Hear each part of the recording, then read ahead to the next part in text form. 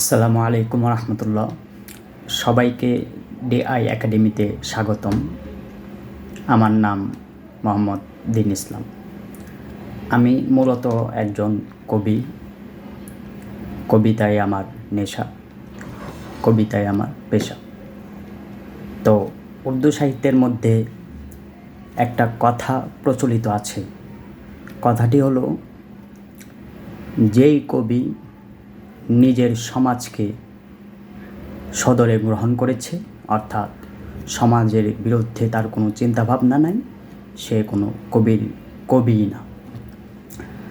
তো উর্দু সাহিত্যে আছে দেখে এটা বলতেছি, বিষয়টা এমন না। আমার চিন্তা ভাবনাতেও সমাজের যেই ত্রুটি বিচ্ছুতি বা ভুলগুলো ধরা পড়ে, এইগুলো আমি আমার চ্যানেলে আপলোড করব, নিয়মিত ভিডিও দিব। আপনারা সবাই সঙ্গে থাকবেন। আশা করি আপনারা এবং আমি নিজেও উপকৃত হব।